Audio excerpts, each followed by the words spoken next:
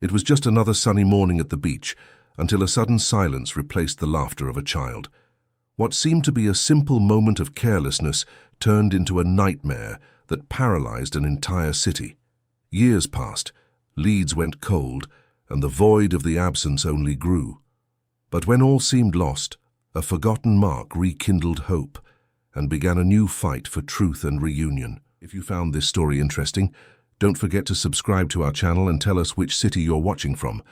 Let's continue. I promise this will be the best story you'll ever hear in your life. The sun beat down on Brighton Beach that January morning. Bernard Sinclair watched his 5-year-old son Michael build a sandcastle while trying to answer some emails on his phone. The boy, with his tanned skin and curly brown hair, was focused on his work with the seriousness that only a child can bring to playtime. "Dad, look how tall it is," Michael pointed, proudly to the castle's main tower. Bernard smiled, putting his phone away for a moment. As a civil engineer responsible for some of the most important developments in Brighton, he recognized in his son that same stubborn passion for construction. "It's incredible, champ, worthy of a true architect." Teresa, Bernard's wife and a university professor, approached with 3 lemonades she had bought from a nearby stall. "I'm going for a quick swim. You two will be all right." "Of course, love, go on," Bernard replied, receiving a quick kiss before Teresa headed towards the sea. Michael smiled at his father, revealing the gap where his baby teeth had recently fallen out. His almond-shaped eyes shone with happiness. In that instant, Bernard felt a pang of gratitude for the perfect life he had built. At 38, he had it all: a solid career, a loving and intelligent wife, and a son who was his greatest joy. "I'm going to get more water for the moat, Dad. I'll be right back." "Stay where I can see you, Michael." The boy ran towards the water's edge with his little red bucket. Bernard quickly returned to an email about the new housing project his construction company was developing in the west end of the city. He replied swiftly to his partner, and when he lifted his head again, he didn't see Michael. Seconds turned into minutes of despair as Bernard ran along the beach, shouting his son's name. Teresa came out of the water, joining the frantic search. Lifeguards organized a sweep, beachgoers formed human chains, the police were called.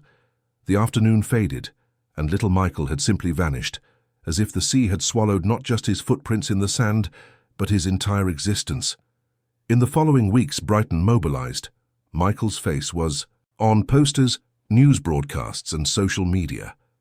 The Sinclair family, once a model of happiness, became a symbol of the tragedy every parent fears.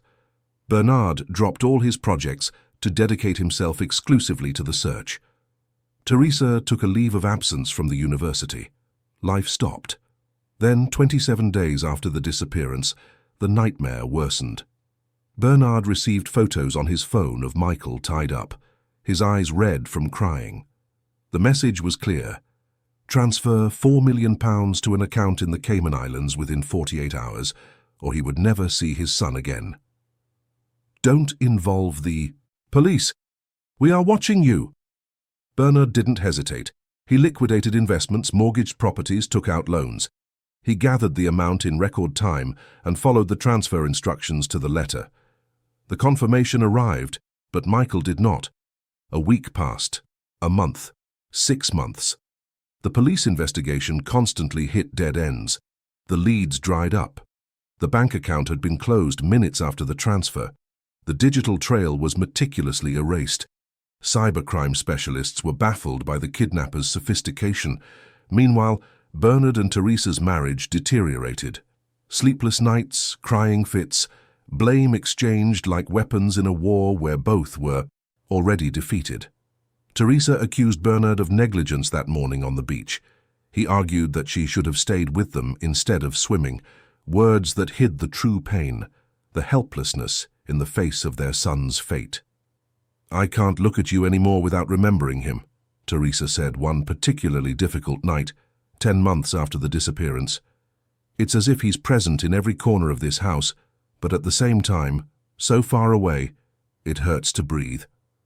2 weeks later, Teresa left for London, where her sister lived. The divorce was finalized through lawyers. She never returned to Brighton, never spoke to Bernard again. It was as if she needed to erase all the memories to survive. Alone in the house that once echoed with a child's laughter, Bernard sank even deeper into the search. Michael's room remained untouched. The toys, the clothes, the storybooks they read together every night. Buddy, the family's Labrador retriever, began to sleep on the boy's empty bed, as if waiting for his return at any moment. Over time, Bernard's construction company began to suffer. Projects were neglected, deadlines were missed, important meetings were forgotten. His partners, despite their initial understanding, proposed a temporary leave. Bernard sold his share of the company. The money no longer mattered. In the following years, he transformed his pain into purpose. He created the Michael Foundation, dedicated to building and renovating orphanages across the southeast of England. The humanitarian work became his obsession, as much as the incessant search for his son. Every child with curly hair, every boy with almond-shaped eyes, every smile with a gap in the teeth, made his heart race only to shatter again. The one concrete clue that kept hope alive was the small, heart-shaped birthmark on Michael's right wrist. As unique as DNA, that mark was what Bernard looked for in every child who crossed his path. Meanwhile, in the shadows, a private investigation continued. Bernard hired the best detectives, hackers, and even psychics. He traveled to remote towns when a child seemed to match Michael's description. He followed trails through Spain, France, and Portugal. Nothing. Some friends tried to convince him to move on. His mother, Marlene, visited him weekly with home-cooked meals and words of comfort that never truly reached his heart. To the world, Bernard had become the father who never gave up. A figure, both heroic and tragic in the occasional news reports that still mentioned the case. In his darkest moments, alone in his flat, he allowed himself to talk to Michael, as if the boy could hear him from somewhere far away. "I'm looking for you, son. I'll never stop, I promise." The 8-year mark without Michael was approaching. 8 years of searching, 8 years of undiminished pain, 8 years of a life in suspense, caught between hope and despair. And it was exactly when 8 years had passed that fate finally offered Bernard the first glimpse of light at the end, of the longest, darkest tunnel he had ever traveled. The March morning was damp in Lewes, a historic town adjacent to Brighton. Bernard was personally supervising the inauguration of the Michael Foundation's latest project, the New Dawn Shelter Home, a model orphanage with capacity for 60 children. The renovated Georgian building retained its historic facade, while the interior had been completely modernized with classrooms, a library, a computer lab, and rooms for psychological and medical care. "Mr. Sinclair, the mayor has just arrived," advised Patricia, his assistant of 5 years and one of the few people who understood the depth of his mission. Bernard adjusted his tie and walked to the main entrance. 8 years after Michael's disappearance, his face had hardened. His hair, once entirely black, now showed grey streaks at the temples. At 46, he seemed to carry the weight of someone much older on his shoulders. "Bernard, my friend, what an extraordinary achievement," exclaimed Mayor Henry Matthews, opening his arms for a formal embrace. The ceremony proceeded with speeches, photos, and the traditional ribbon cutting. Local journalists recorded everything. In a corner of the garden, a group of teenagers from the orphanage watched shyly. They were the home's new residents, transferred from overcrowded and precarious institutions in Brighton and the surrounding area. "Now let's have a look at some of the facilities," Bernard suggested, leading the officials through the building's interior. During the tour, one of the teenagers caught his attention. Unlike the others who were interacting animatedly with the visitors, this one remained isolated, leaning against a wall in the dining hall. He looked about 13, with dark hair and a distant, almost absent expression. "Who is that boy?" Bernard asked Mrs. Celine, the shelter's coordinator. "That's Jacob, one of our most difficult cases. He's been with us for almost 8 years, but he's never fully settled in. He rarely speaks and has intense panic attacks." Something about the boy unsettled Bernard. It wasn't unusual for him to feel drawn to the stories of abandoned children. It was what drove his work. But there was something different here, an intuition he couldn't explain. At the end of the event, as everyone was dispersing, Bernard approached the boy. "Hello, Jacob. I'm Bernard Sinclair." The teenager briefly raised his eyes but quickly fixed them on the floor again. His hands trembled slightly. "Do you like the new facilities?" Bernard continued, trying to establish some contact. Jacob nodded without words. It was when he extended his hand for a reluctant handshake that Bernard noticed. In the movement, the sleeve of his school uniform rode up a few inches, revealing a heart-shaped mark on the boy's right wrist. The world stopped. The air left his lungs. Bernard felt his legs weaken as his brain processed what he had just seen. He disguised it as best he could, completing the handshake with trembling hands, and moved away before his emotions betrayed him completely. "Patricia," he called to his assistant as soon as he found a private spot. "I need all the data on the boy, Jacob, immediately, and not a word of this to anyone." In the following days, Bernard immersed himself in a cautious investigation. He needed to act with extreme discretion. If this boy was really Michael, any sudden move could scare him, or worse, alert people who might still pose a threat. The record showed that Jacob had been found wandering alone in a bus station in Crawley, inland Sussex, approximately 2 months after Michael's disappearance. He was in a state of shock, unable to say his name or where he came from. No documents, no belongings other than the clothes on his back. After weeks without anyone claiming him, he was placed into the institutional care system. A detail in the initial psychological report made Bernard's blood run cold. The child exhibits recurring night terrors, during which he repeats, "She'll find me if I talk." Bernard hired Maurice Evans, a trusted private detective who had worked on the case years ago, and Dr. Clive Myers, a lawyer specializing in family law. The investigation had to be meticulous without raising suspicion. "We need access to the boy's complete medical history, and if possible samples for a DNA test," Bernard explained to the lawyer. "That will require an institutional approach," Dr. Myers replied. "I can argue that the Foundation is implementing a preventative health program for all the adolescents under its care. We would include genetic screening in the package to detect predispositions to hereditary diseases." Meanwhile, Morris investigated the staff who worked at the orphanage where Jacob was first taken in.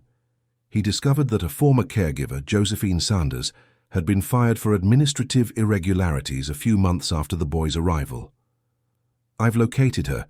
She lives on a small farm in the Sussex Weald," the detective reported. "The interesting thing is that she tried to visit the boy several times after she was fired, always without authorization."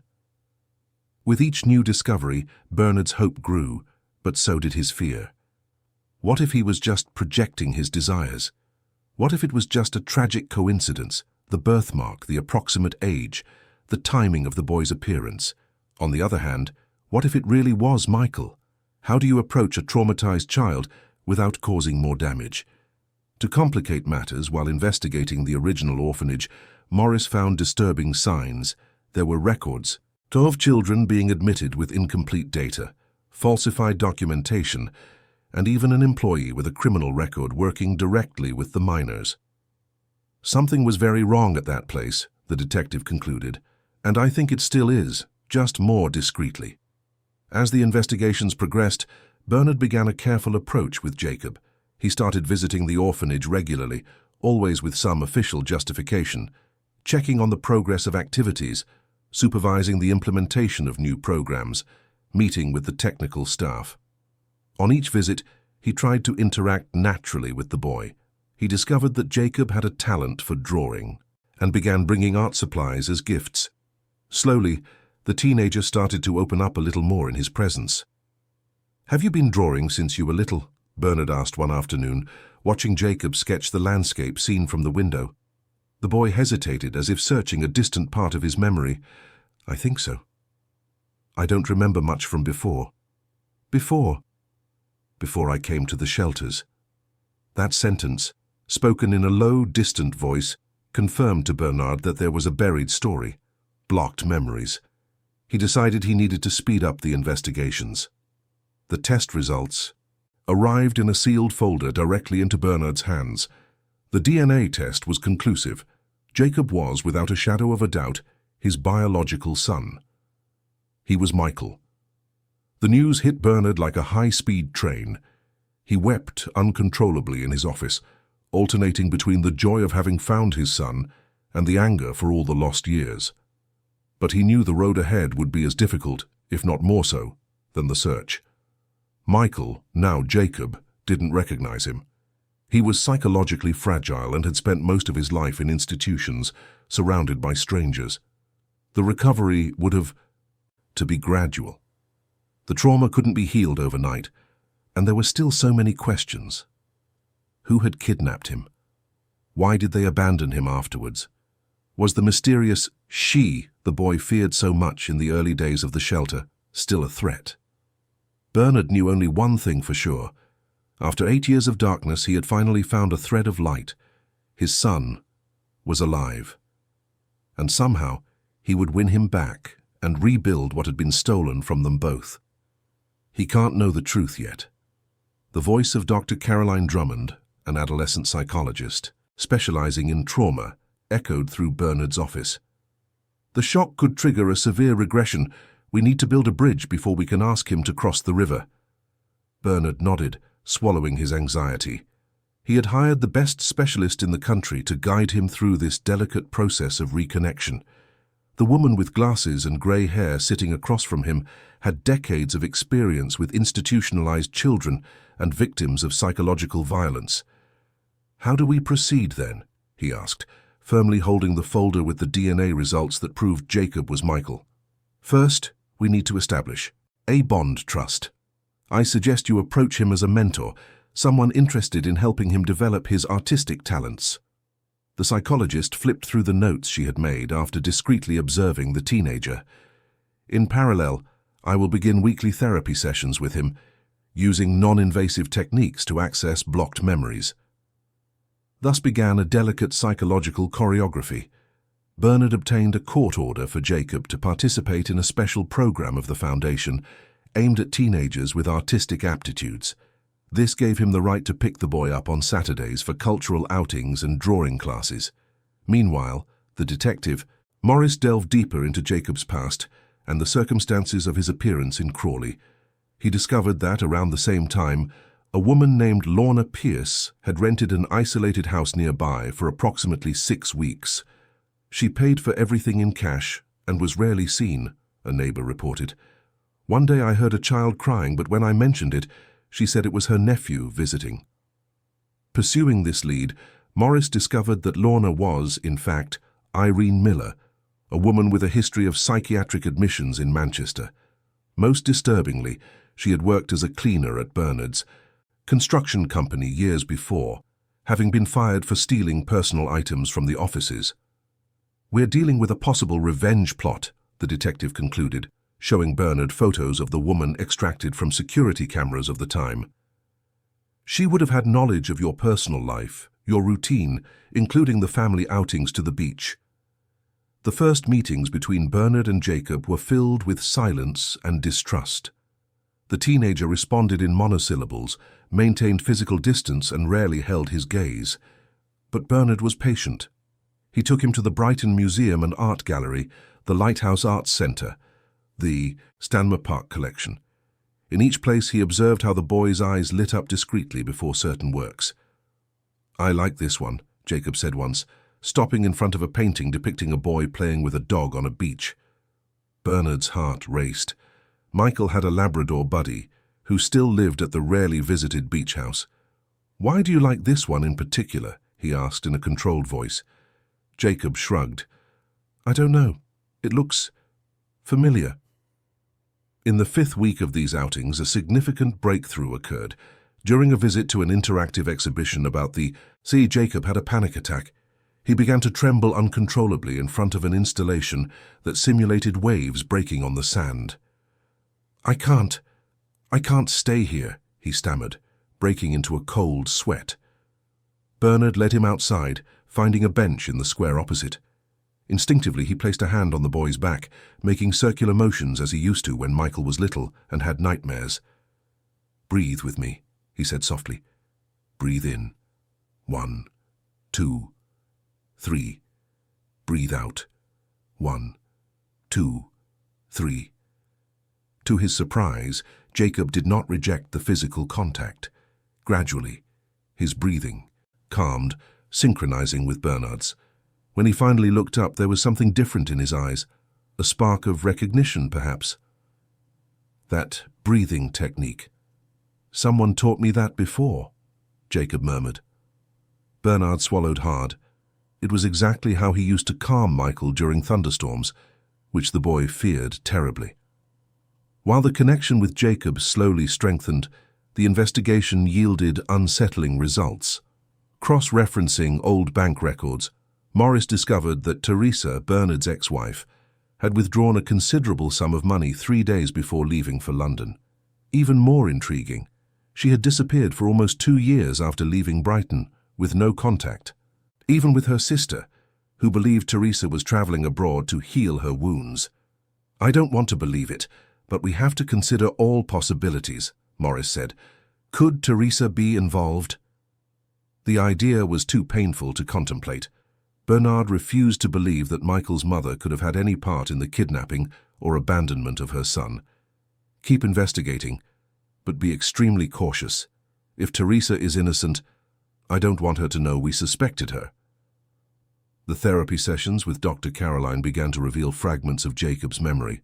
Through art therapy techniques, he drew recurring scenes. A yellow dog, a boat, a room with stars on the ceiling. Details that perfectly matched Michael's life. Buddy, the boat trips they took in Chichester Harbour, the bedroom decorated with glow-in-the-dark star stickers. He's accessing primitive memories, those formed before the age of 5 that are stored in the subconscious, the psychologist explained. The brain is creating small bridges to the past, but there is still a significant block around the traumatic event. One day, at the end of a particularly pleasant outing at the sculpture park, Bernard decided to risk a little more. "Jacob, have you ever wondered about your life before the shelter?" The boy visibly tensed. "The social workers said I was abandoned. And you have no earlier memories?" "I have nightmares." He paused, as if weighing his words. "There's a woman in them. She says she'll hurt me if I try to remember or tell anyone." "Can you see her face in these dreams?" "Not clearly, but she had a voice that still scares me." As they were walking back to the car, Jacob asked a question that caught Bernard off guard. "Why do you care so much about me? There are so many boys at the shelter." The truth burned in Bernard's throat, begging to be released, but he held back, remembering the psychologist's recommendations. "I see a lot of potential in you, Jacob, and everyone deserves a chance to discover who they really are." That night, alone at home, Bernard reviewed all the photos of Michael he kept in a special album. He compared them with recent ones of Jacob, searching for features, expressions, anything that would further solidify the certainty the DNA had already given him. The shape of his eyes, the way he tilted his head slightly when concentrating, even the habit of biting his lower lip when nervous. It was all there, just modified by time and experience. The investigation took a turn when Josephine, the former caregiver from the first orphanage, finally agreed to talk to Morris. "That boy arrived in a state of shock," the woman reported. "He wouldn't eat properly, wouldn't talk, had horrible nightmares, but the strangest thing was a man who kept showing up, trying to see him." "What man?" the detective asked, alert. "He never gave his name, tall, well-dressed. He offered me money to see the boy alone, but I wouldn't allow it. I reported it to the management, and shortly after, I was fired for administrative irregularities I never committed." The description didn't match Irene Miller or Teresa. It suggested a third party was involved, possibly someone who had participated in the kidnapping and was later betrayed by their partners. Based on this new information, Morris expanded the investigation, focusing on employees fired from Bernard's construction company in the years before the kidnapping. One name emerged, Albert Sutton, a former financial manager dismissed for embezzlement. "He disappeared after being indicted," Bernard explained to the detective. "It's believed he fled to Spain. The physical description matches, and he would have had both the motive and the knowledge necessary to plan the kidnapping." As the pieces of the puzzle began to fit together, Bernard felt that time was running out. The constant presence of that mysterious man at the orphanage suggested that the danger had never really passed. If they could find Jacob now, others could too. With Dr. Caroline's guidance and Dr. Meyer's legal support, Bernard accelerated the process to obtain temporary custody of Jacob. The official justification was the mentorship program for talented youth, but the true reasons were shared in confidence with the judge responsible for the case, who was deeply moved by the evidence presented. "We need to protect him while we rebuild his identity," Bernard argued before the magistrate, "but we also need to do it with extreme psychological care."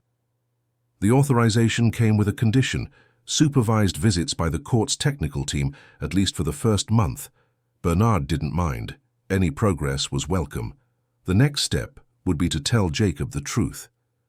But how do you reveal to a traumatized teenager that his entire life was based on a lie?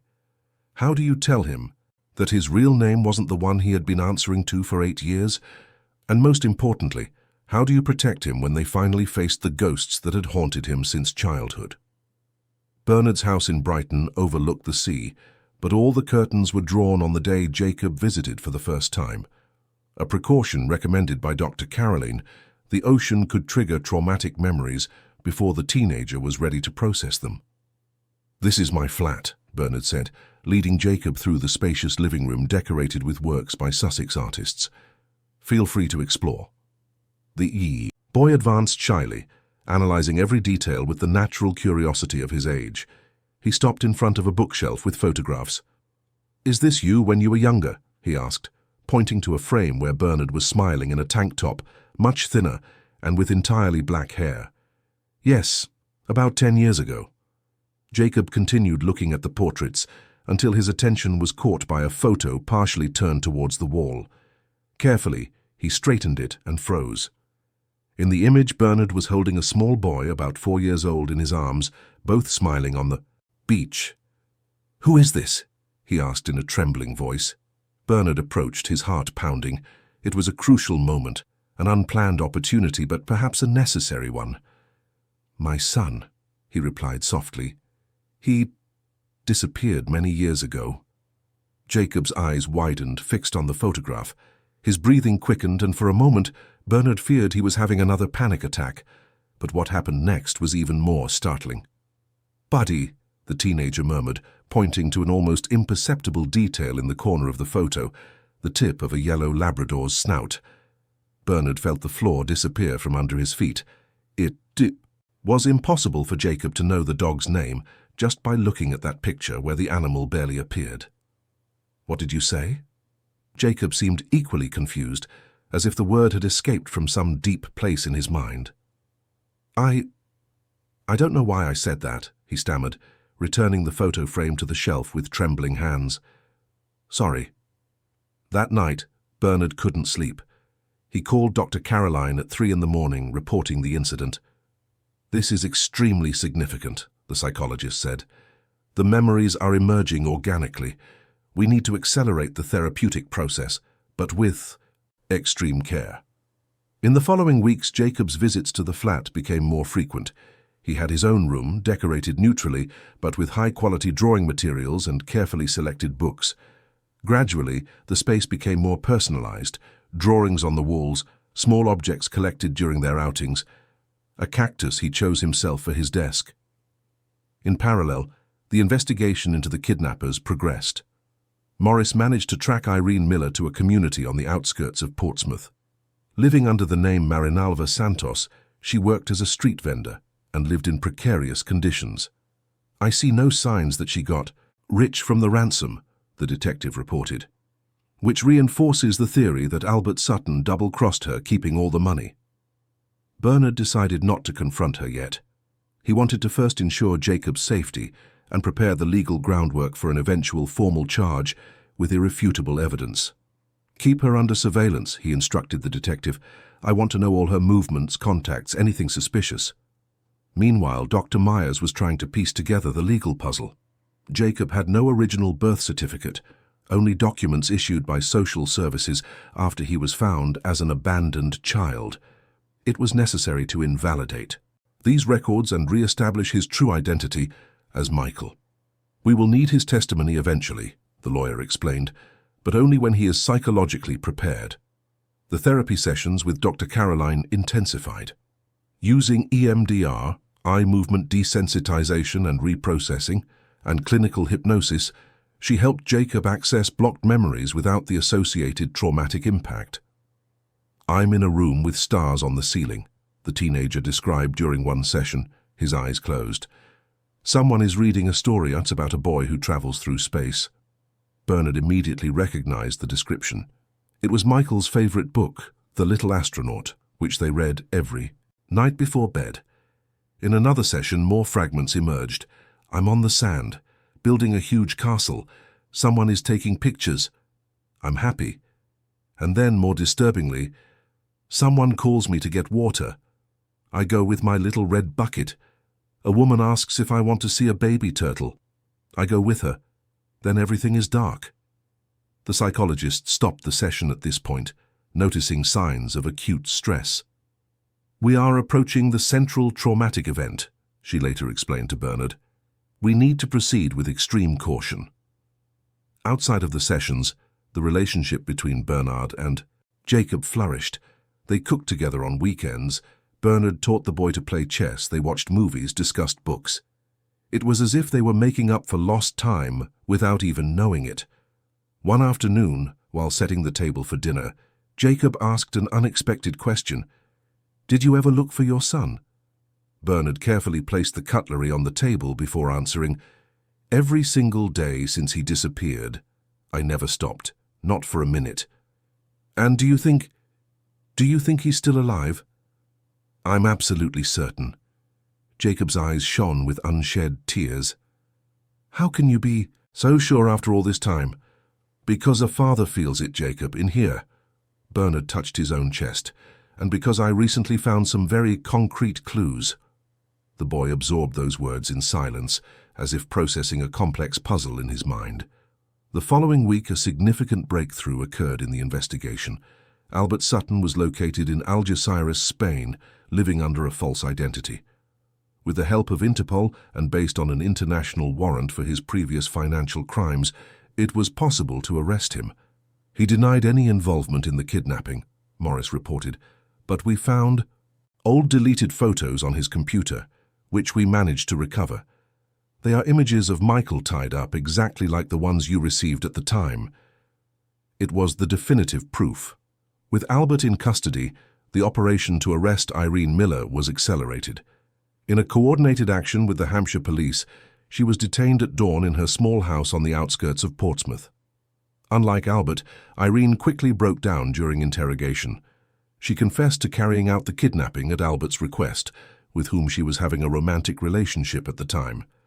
"He said we would be rich, that we just had to scare the boy a little, take the photos and ask for the ransom," she declared between tears. "But after the money came, he disappeared with everything. He left me with just the terrified child." When asked why she abandoned Michael in Crawley instead of returning him, her answer was disturbing. "I couldn't go back to Brighton. The police were looking for me, and the boy, he had seen my face, he knew my name.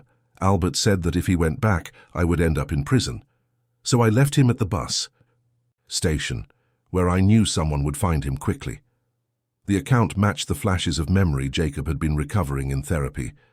The turtle woman was Irene, and the fear that had haunted him for years, the terror that she would return if he spoke, was the result of the threats she had used to keep him silent during his captivity. With both kidnappers arrested and having confessed, Bernard felt a mixture of relief and rage. He finally had answers, but nothing could return the 8 lost years with his son. Now the most delicate part remained, revealing the truth to Jacob. In a meeting with Dr. Caroline, Dr. Myers, and the social worker assigned by the court, Bernard discussed the best approach. "We can't just throw him back into the identity of Michael as if the last 8 years didn't exist," the psychologist argued. "Jacob is part of who he is now. We need to integrate the 2 identities, not replace one with the other." They decided the revelation would be made in a controlled environment, with immediate psychological support. They chose a weekend when Jacob would be staying at Bernard's flat, allowing them enough time to process the emotions that would surely surface. On the night before the planned revelation, however, something unexpected happened. During dinner, Jacob saw a news report on television about the arrest of a woman involved in an old kidnapping case. The image of Irene being led away by police officers filled the screen. The teenager dropped his fork, all the color drained from his face. Before Bernard could react, Jacob was on the floor, in a fetal position, shaking violently. "It's her," he cried between sobs. "It's her, the woman from the nightmares." Bernard rushed to support him, holding him in his arms as he had done so many times when he was just a little boy.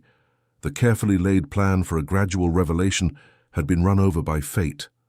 Now there was no way to hide the truth. "Jacob, look at me," Bernard pleaded, holding the teenager's face between his hands. "You are safe now. She will never hurt you again, I promise." The boy's frightened eyes met his. "How can you promise that?" he asked in a trembling voice. "Because I am your father, Michael. Your real father." The world seemed to freeze in that instant. Jacob's eyes widened in shock, confusion, and for a brief moment, a flash of recognition. "What?" he whispered. "What did you call me?" "Your name is Michael Sinclair. You were born on June 12, 2007 at St. John's Hospital in Brighton. You weighed 3.5 kilos and were 50 centimeters long." Bernard's words fell like heavy drops into a calm lake, creating ripples that spread across the teenager's stunned face. The living room had become the epicenter of an emotional earthquake. Jacob, or Michael, sat on the sofa, wrapped in a blanket, his trembling hands holding a mug of hot chocolate that was growing cold, untouched. "I have proof." Bernard continued gently, opening a folder he had kept hidden for weeks. "Your original birth certificate, your first photographs, the result of the DNA test that confirms I am your biological father." The teenager looked at the documents without really seeing them, as if in a trance. Suddenly, he shot up in a brusque movement, spilling the chocolate. "You're lying," he shouted, backing away to the wall. "Why? Why would you do this to me?" "Michael, please, don't call me that. My name is Jacob, Jacob." The emotional outburst was expected, but its intensity still shook Bernard. Dr. Caroline had warned him. He will likely react with denial and anger. It's a natural defense mechanism against a truth that threatens to destabilize his perception of identity. Respecting the space the teenager clearly needed, Bernard backed off. "I understand this is difficult to believe and accept. I don't expect you to process it all at once. I'm here when you're ready to talk." Jacob ran to his room, slamming the door hard. Bernard resisted the urge to follow him immediately. Instead, he called Dr. Caroline, who arrived at the flat in less than an hour. The psychologist spent 2 hours alone with the teenager. When she finally came out of the room, her expression was grave but not pessimistic. "He's in shock, as we expected," she reported to Bernard. "But he's also asking questions, which is a good sign. He wants to know details about his life before the kidnapping, about how you found him, about the proof we have. What should I do now?" Give him time and space, but remain available. And most importantly, don't force the name Michael yet. He needs to integrate the two identities gradually. For now, he is still Jacob with a newly discovered past, as Michael. The following days were like walking on an emotional minefield.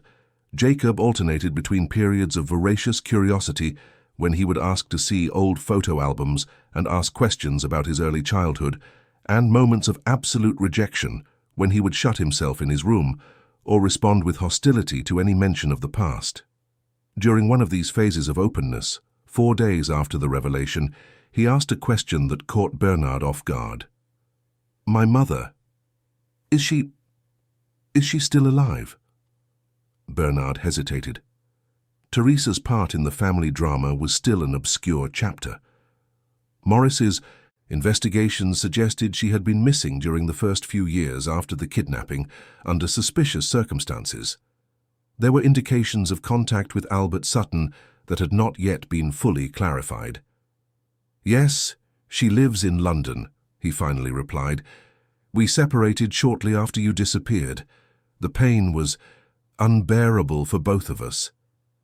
"Does she know you found me?" "Not yet. We thought it best to stabilize your situation here first, before involving more people." Jacob nodded, absorbing the information. His eyes revealed a whirlwind of unprocessed emotions. While they dealt with this delicate family reconstruction, the legal case moved forward. The confessions of Irene and Albert, combined with the physical evidence and the DNA test, formed an irrefutable body of proof. The Crown Prosecution Service filed formal charges for aggravated kidnapping, extortion by kidnapping, criminal conspiracy, and several other related crimes. Dr. Myers worked tirelessly to ensure Jacob would not have to testify in person, arguing about the secondary trauma such exposure would cause. He managed to get authorization for a recorded deposition in a controlled environment with psychological support. "I don't want to see them," the teenager stated categorically when the subject was raised, "ever again." Brother Hugh, preparation for the deposition was meticulous. For weeks, Dr. Caroline helped Jacob strengthen his psychological defenses to revisit the traumatic memories safely. She used techniques of emotional containment and anchoring, creating a protected mental space from which he could access the memories without being consumed by them. In one of these preparatory sessions, a significant breakthrough occurred. "I'm remembering more things now," Jacob said, drawing as he spoke, a technique the psychologist used to facilitate the non-verbal expression of trauma. "I remember the day at the beach, the little red bucket, the woman talking about the turtles, and also—" He stopped, his pencil motionless on the paper. "Also what, Jacob?" Dr. Caroline encouraged gently. "From before that, from many things before." His eyes filled with tears. "I remember my room with stars on the ceiling, a yellow dog that slept on my bed, someone reading stories to me every night." He looked at Bernard, who was watching the session in silence as previously agreed. "It was you, wasn't it? It was you who read the stories." Bernard just nodded, unable to speak through the lump that had formed in his throat. In the following weeks, the process of memory recovery accelerated. It was as if a dam had broken, and the memories now flowed freely. Not all were happy. There were flashes of captivity, of paralyzing fear, of constant threats. But there were also memories of a loving and secure childhood. Birthdays, boat trips, playing in the sand, the taste of the chocolate cake Teresa used to make on Sundays. The official deposition was carried out successfully, without causing significant setbacks in his treatment. In parallel, the legal process of readjusting his identity moved forward. Judicially, it was determined that the teenager would keep the name Jacob as his first name, adding Michael as a middle name and recovering the surname Sinclair, a hybrid solution that respected both his past and his present. "Jacob Michael Sinclair," the boy tried, writing his new full name in his sketchbook. "It sounds right." With the legal situation stabilized and full custody granted to Bernard, it was time to face another challenge. The original family home, kept intact all those years in an upscale neighborhood of Brighton. "Do you want to see it?" Bernard asked one day. "We can just go for the afternoon, no commitment to stay or move there." Jacob took a deep breath. "Is Buddy still there?" "Yes, my mother looks after him when I'm not around. He's old now, but he would still recognize you in an instant." The visit was scheduled for a sunny Saturday. Dr. Caroline accompanied them, prepared to offer support if the emotions became overwhelming. The house was an elegant modern construction, with lush gardens and a small swimming pool in the back. Bernard unlocked the gate with trembling hands. For a moment he hesitated, looking at Jacob by his side. "Ready?" The teenager nodded, his face a mask of concentration. As they entered the garden, they heard a faint bark and saw an elderly Labrador, his muzzle now white, coming towards them. The dog stopped a few feet away, sniffing the air intensely, his eyes, tired with age, fixed on Jacob. What happened next was etched in the memory of everyone present. Buddy, gathering strength that seemed to have been preserved just for that moment, ran to Jacob and began to jump and bark like a puppy, circling the boy with feverish enthusiasm. "He recognized me," Jacob murmured, kneeling to hug the animal. "He really recognized me." The tears came, abundant, uncontrollable, not just from Jacob, but also from Bernard and even the ever-composed Dr. Caroline. They were tears of mourning for the lost time and simultaneously of celebration for the miraculous reunion. Encouraged by Buddy's reception, Jacob explored the house with growing curiosity. He stopped in front of a room at the end of the hallway, the door closed. "Is this my room?" he asked hesitantly. "Yes," Bernard replied. "It's exactly as you left it, except for Buddy, who adopted your bed as his own." Jacob turned the doorknob slowly. The room revealed itself as a time capsule, blue walls with hand-painted clouds, children's furniture, shelves full of toys and books, and on the ceiling, the glow-in-the-dark star stickers mentioned so many times during his therapy sessions. The teenager walked slowly around the room, touching objects, examining toys, like an archaeologist rediscovering artifacts from a lost civilization, the civilization of his own childhood. "This book," he said, picking up a worn volume of The Little Astronaut. "I remember it. You used to read it to me before I went to sleep." He sat on the bed, too small for his current body. Buddy immediately jumped up beside him, settling in as if 8 years hadn't passed. "Can I be alone here for a bit?" Bernard and the psychologist agreed, retreating to the living room. Through the ajar door, they could hear Jacob talking softly to Buddy, occasionally reading passages from the children's book. Later, when they returned to the flat, Jacob was strangely calm. During dinner, he asked a question Bernard had been waiting for weeks. "When can I move into the house?" "Our house." Bernard's heart sped up at the choice of words. It was the first time Jacob had referred to the property as ours. "Whenever you're ready. It can be gradual, a few days here, to a few there until you feel comfortable. And Buddy?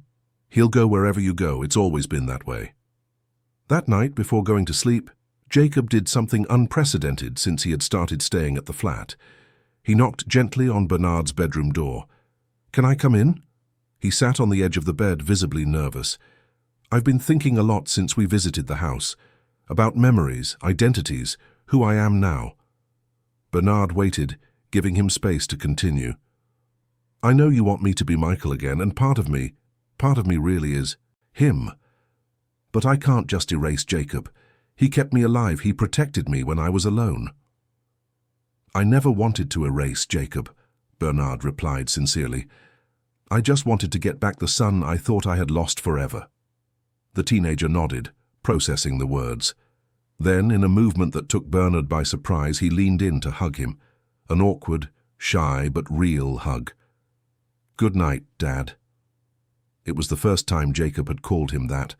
The impact of that single word, Dad, was like an emotional avalanche. Bernard returned the hug, finally allowing himself to believe that the nightmare had truly come to an end. "Good night, son." The next morning during breakfast, Jacob made an announcement. "I've decided I want to start spending weekends at the house and take some things to my room there. New things, my things from now." "That's a great idea," Bernard approved. "A bridge between the past and the present." "And also," Jacob hesitated, "I also want to have a special session with Dr. Caroline, to draw something important." "What?" "A memory. The oldest, happiest memory I'm starting to recover. I think it might help bring all the parts of who I am together." The session was scheduled for the following afternoon. Dr. Caroline provided high-quality art supplies and created a welcoming atmosphere in her office. Bernard was invited to watch, but only after Jacob had finished the drawing. For nearly 2 hours, the teenager worked with concentration, using colored pencils with unusual precision. When he finished, he called Bernard over to see the result. The drawing showed a man sitting in a rocking chair with a small boy on his lap. Both were reading a book, while a yellow dog slept at their feet. Through the window in the background, the sea could be seen under a starry sky. "It's my happiest memory," Jacob explained, his voice thick with emotion. "From before. Everything." Bernard recognized the scene instantly. It was the nightly ritual they had, the story before bed in the rocking chair that had belonged to his own father, the window with the sea view, Buddy always present. "You remember this?" he asked, barely able to contain his emotion. Jacob nodded, silent tears streaming down his face. "I remember the sound of your voice, the feeling of safety, how I knew, even being so little, that this was the place where I was supposed to be. In that moment, something fundamental healed in both of their fragmented hearts. It wasn't the end of the journey. There would still be many challenges ahead, but it was the true beginning of the reconstruction. Father and son, separated by cruel fate and reunited by the persistence of love, had finally found common ground where they could begin again. The permanent move to the house in Brighton happened 4 months after the first visit. Bernard and Jacob Michael established a new routine together, alternating between preserving old rituals and creating new habits. The fluorescent stars on the bedroom ceiling remained, but now they shared space with posters of contemporary bands and drawings created by the teenager, a delicate balance between honoring the past and living in the present. "The room is really starting to look like you," Bernard commented one morning, watching Jacob Michael arrange a newly installed shelf for his collections of miniatures and books. "It's strange," the teenager replied. "Sometimes it feels like I've always lived here. Other times, I feel like a visitor in someone else's life." It was an accurate description of the emotional state that still oscillated between moments of absolute integration and periods of disconnection. The sessions with Dr. Caroline continued, though less frequently. The progress was steady, but not linear. School represented another challenge. After careful discussions between Bernard, the psychologist, and Jacob Michael himself, they decided on a transfer to a private school near their home. The academic transition was planned in detail. Teachers were informed of the student's specific situation without exposing unnecessary details. An adjustment period was negotiated, and extra pedagogical support was made available to compensate for any educational deficits resulting from multiple transfers during his years in institutions. "I'm nervous," Jacob Michael confessed, on the eve of his first day at the new school. "That's normal," Bernard reassured him. "But remember, you're not in this alone." The teenager nodded, distractedly playing with the ears of Buddy, who rarely left his side. The Labrador, despite his advanced age, had been rejuvenated by the return of his old companion. Vets were surprised by his renewed vitality, as if the reunion had given him a new lease on life. While the family was rebuilding, the legal case moved forward. Albert Sutton and Irene Miller were sentenced to severe penalties for aggravated kidnapping, extortion by kidnapping, and other associated crimes. The trial, conducted in secrecy to protect Jacob Michael's identity, received extensive media coverage, becoming a symbol of persistence and hope for other parents with missing children. One aspect of the case, however, remained murky: Teresa's involvement. Morris's investigations revealed that she had maintained contact with Albert before and after the kidnapping, including suspicious bank deposits. Confronted with the evidence, she confessed to having had an extramarital affair with the former employee, but vehemently denied any participation or prior knowledge of the crime. "I fled to London because I couldn't bear the guilt," she stated in an official deposition.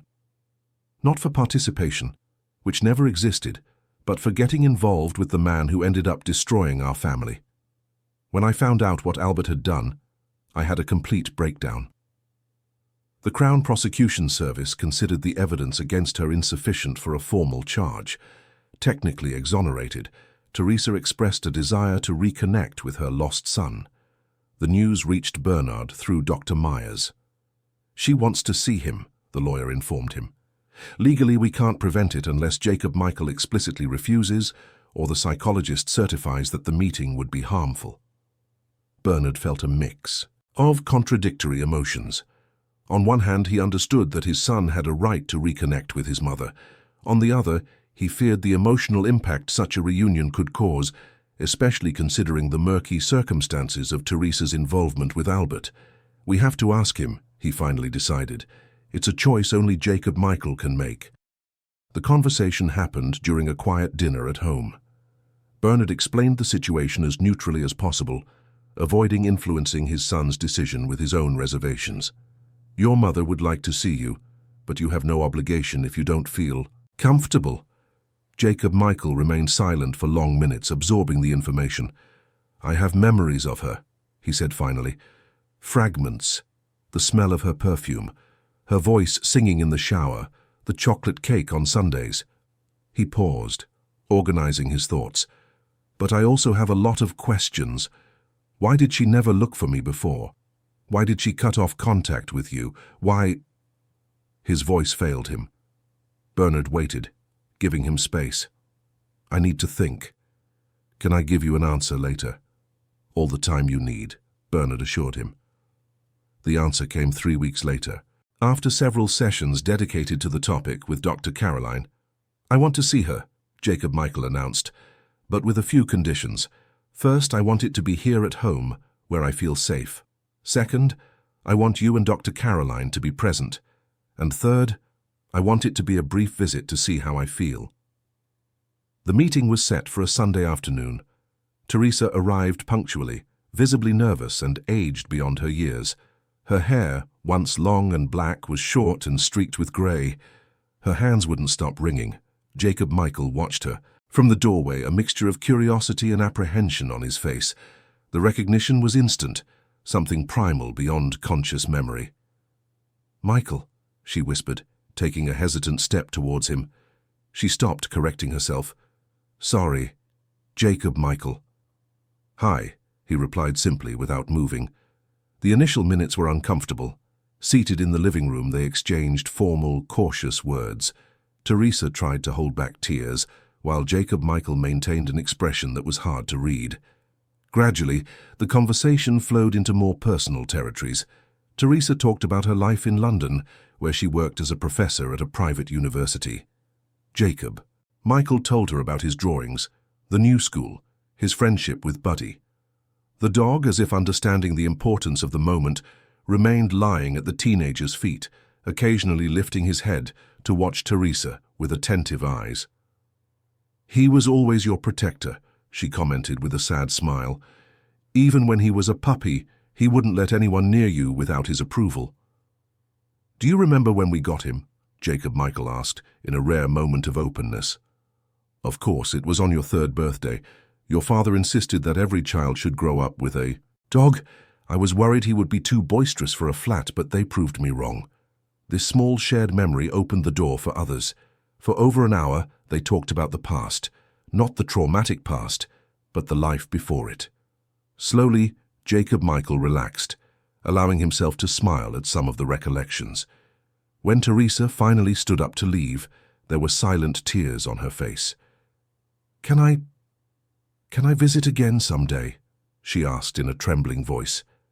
Jacob Michael looked at Bernard, who maintained a neutral expression, silently communicating that the decision was entirely his. I think so, the teenager replied after a pause.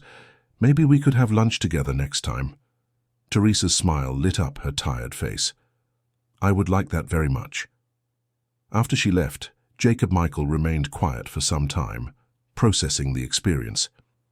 How are you feeling? Bernard finally asked. Confused, the boy admitted. Part of me wanted to hug her. Another part felt angry that she disappeared for so long. It's weird. Family relationships are often complicated even without trauma involved, Bernard observed. You don't have to figure it all out at once. In the following months, lunches with Teresa became a fortnightly event. The relationship was rebuilt slowly, with natural advances and setbacks. She never pushed for more than Jacob Michael was willing to give, respecting the boundaries he set. A year after their initial reunion, life had found a new balance. Jacob Michael had progressed significantly in school, developed friendships, and his anxiety attacks had decreased in both frequency and intensity. The teenager spoke more and more comfortably about his two identities, integrating them into a coherent narrative that acknowledged both the trauma and the healing. It was during this period of stability that an unexpected letter arrived, redirected by the lawyers of Irene Miller, who was serving her sentence in prison. She mentioned a child, Dr. Myers reported, handing the sealed document to Bernard. A girl who was apparently abandoned in the same care system. The letter revealed that Irene had given birth to a girl during the period she was on the run after Michael's kidnapping. Unable to raise her and fearing being located, she abandoned the newborn in another shelter in the Brighton area. The girl, named Sophia by the institution's staff, was later adopted by a couple from London who, tragically, died in a car accident 2 years later. With no other relatives willing to take custody, Sophia returned to the institutional care system. She is now 7 years old at St. Lucy's shelter, Morris reported after investigating the story's veracity. She's a withdrawn child with a history of adjustment problems and learning difficulties.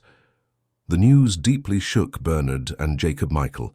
After long conversations, including sessions with Dr. Caroline, they reached a joint decision.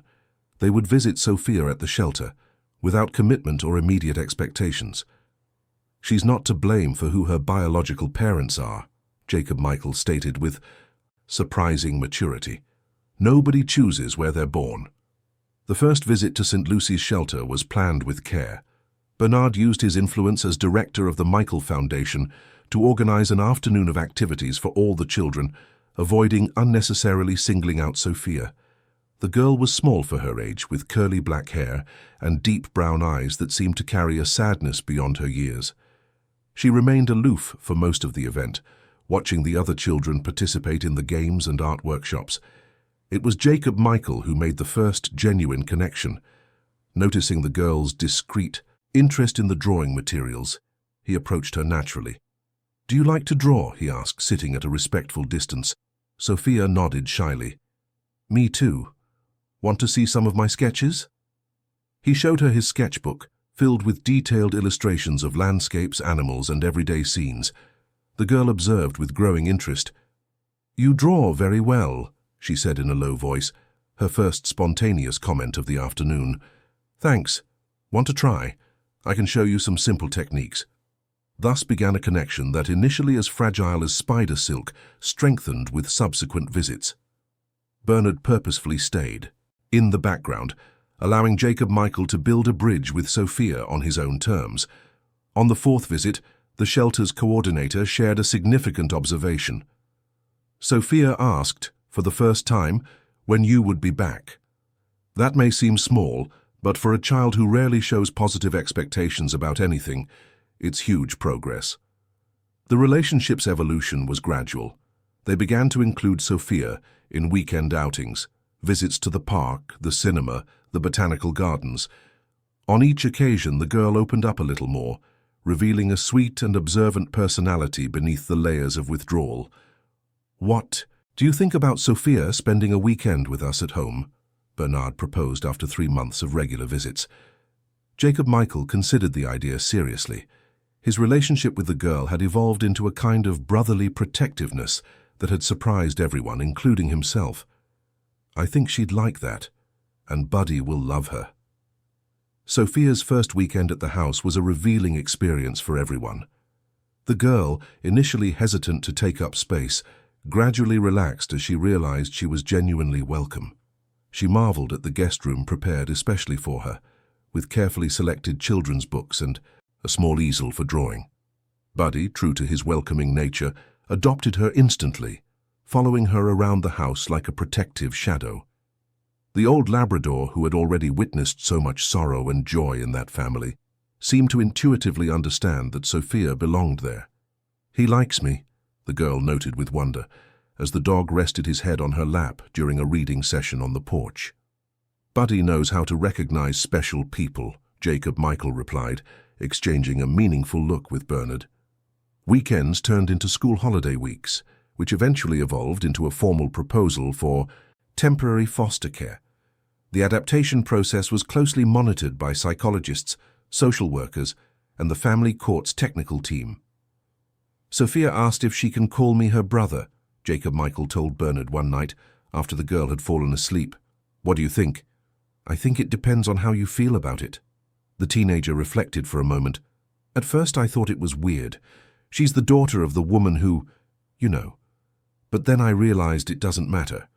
Sophia is not to blame, and in a way I understand better than anyone what it's like to grow up not knowing who you really are." 3 months later, during a special dinner to celebrate Sophia's birthday, Bernard made an announcement he had carefully planned. "I have an important question to ask you, Sophia. How would you feel if this house officially became your home, if we became your permanent family?" The girl's eyes widened. "You mean forever?" "Yes, forever. I would like to legally adopt you if you'd like that." Sophia looked at Jacob Michael, seeking confirmation. The teenager smiled, nodding. I would like that very much," she replied, her voice almost a whisper. The adoption process was initiated the following week. As expected, they faced bureaucratic challenges and thorough investigations, especially considering Bernard's recent history with Jacob Michael. But the evident connection between the three and the positive reports from all the professionals involved strengthened their case. 8 months later, the judge's gavel came down, granting the full adoption. Sophia officially became Sophia Sinclair, completing the circle of a family rebuilt from the ashes of tragedy. In the years that followed, the family faced the natural challenges of any family structure: a turbulent adolescence, occasional conflicts, periods of adjustment and readjustment. But there was a solid foundation of mutual understanding and respect that sustained everything, forged in the shared experiences of loss, search, and reunion. Buddy, the faithful companion, who had waited for Michael for 8 long years, lived to see the family complete and happy. He passed away peacefully at 17, an extraordinary age for a Labrador, falling asleep for the last time at Jacob Michael's feet. He was buried in the garden of the house, under an oak tree, with a small plaque that honored him as the guardian of hope. The transformative experience inspired Bernard and Jacob Michael to expand the scope of the Michael Foundation, creating a specialized program for psychological and educational support for children who had lived through severe trauma. Sophia, though young, participated actively, especially in the initial welcoming of new children, with whom she shared a silent language of understanding. When Jacob Michael turned 17, he made a significant choice. He decided to study psychology, focusing on childhood trauma. "I want to turn my experience into something that can help others find their way back," he explained. Bernard watched with quiet pride the extraordinary young man his son had become, not in spite of the scars, but largely because of the strength he had developed to overcome them. And when he looked at Sophia, he saw the same kind of resilience flourishing, living proof that destiny can be rewritten when there is enough love, persistence, and courage to believe in new beginnings. On a sunny afternoon, as the family celebrated Sophia's 15th birthday with a small party in the garden, Jacob Michael, now a 22-year-old young adult in his final year of university, approached Bernard with a wrapped box. "What's this?" Bernard asked, surprised. "Something I've been working on for the last few months," his son replied. "I thought today would be the perfect day." Inside the box was a beautifully bound book, illustrated by Jacob Michael himself. The title, in golden letters, read, "Waiting for Buddy, a Story of Hope." "It's for all the children who are still lost," he explained, "and for the parents who never give up on finding them." Bernard flipped through the pages with tears in his eyes, seeing their story told through the perspective of the faithful Labrador who had patiently awaited the return of his best friend. It was a narrative of loss, waiting, and the joy of reunion, translated into a language that even children could understand, without losing its emotional depth. "We'll publish it through the foundation," Jacob Michael proposed, "and distribute it for free to children in institutional care." In that moment, under the same blue brightened sky that had witnessed so many chapters of their journey, Bernard understood that the circle was complete. The immeasurable pain that had once threatened to destroy him had transformed into a greater purpose that would touch lives far beyond the walls of his home. The family they had built together, not by blood or biology, but by the daily choice to love and remain, was living proof that even stories that begin with tragedy can, with time and care, become testaments of hope. And in the garden, under the oak tree where Buddy rested, new blossoms bloomed each spring, reminding everyone that even after the most devastating storms, life always finds a way to flourish again. End of story. Dear listeners, we hope the journey of Bernard, Jacob Michael, and Sophia has touched your hearts as much as it has touched ours. To continue diving into equally moving stories about family bonds that overcome adversity, we have prepared a special playlist that you can find by clicking the link on the left. If this narrative stirred emotions in you, don't forget to subscribe to our channel and leave a like on this video. Every day we bring new stories that explore the complexities of life and love.